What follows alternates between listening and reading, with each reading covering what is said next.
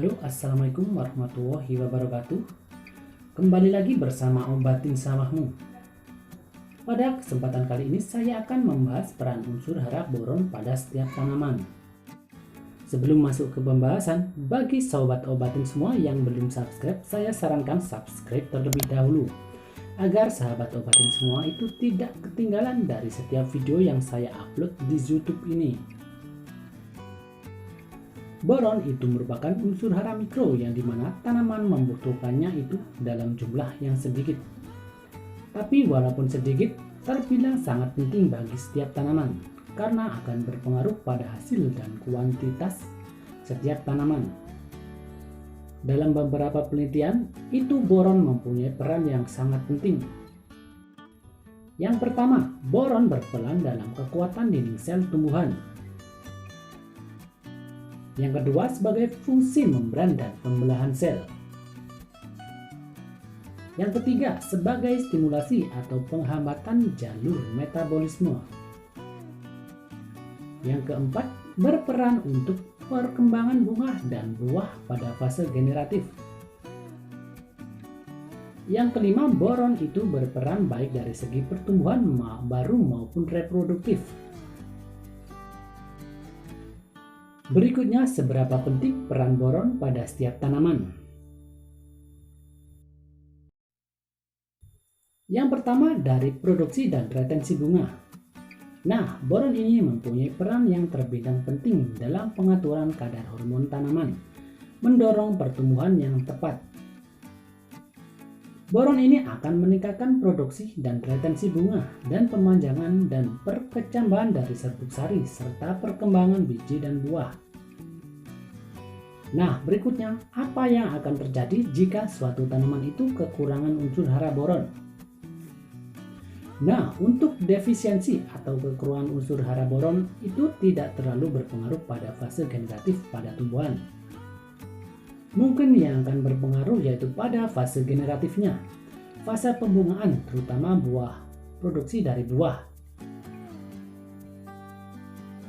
Defisiensi boron atau kekurangan unsur hara boron itu akan membuat kacang dan biji menjadi buruk, penurunan kuncup dan bunga, dan kualitas tanaman yang buruk. Misalnya, defisiensi boron dapat menyebabkan penyerbukan jagung yang tidak sempurna atau mencegah pembentukan polong yang maksimal. Pada kedelai, defisiensi boron atau kekurangan unsur hara boron itu juga bisa menghasilkan serbuk sari yang kosong, vitalitas serbuk sari yang buruk, dan berkurangnya jumlah bunga per tanaman, dan pasukan boron yang rendah juga dapat menghambat pertumbuhan akar. Berikutnya, bagaimana peran boron pada daun dan kuncup baru.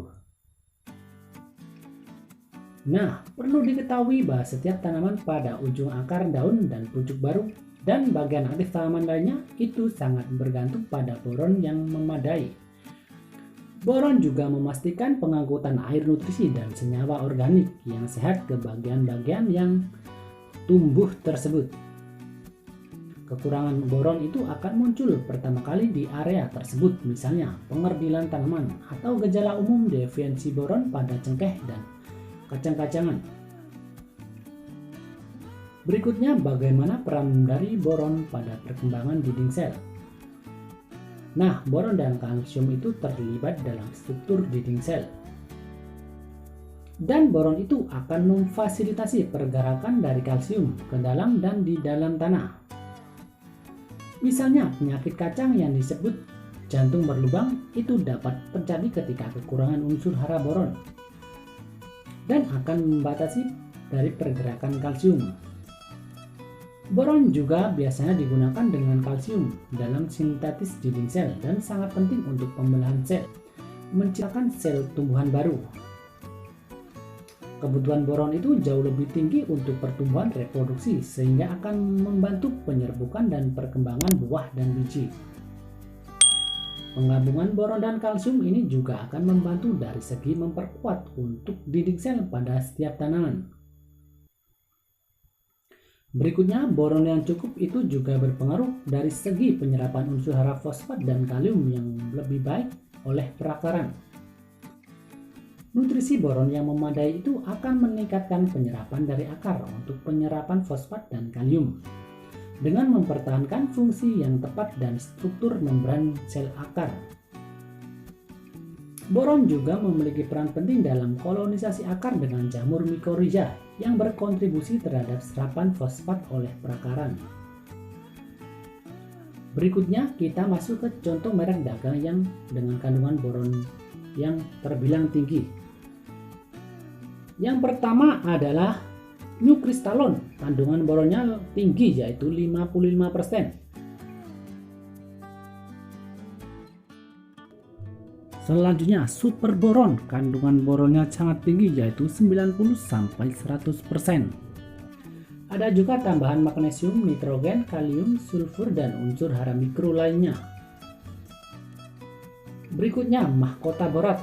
Nah, ini boronnya 45%.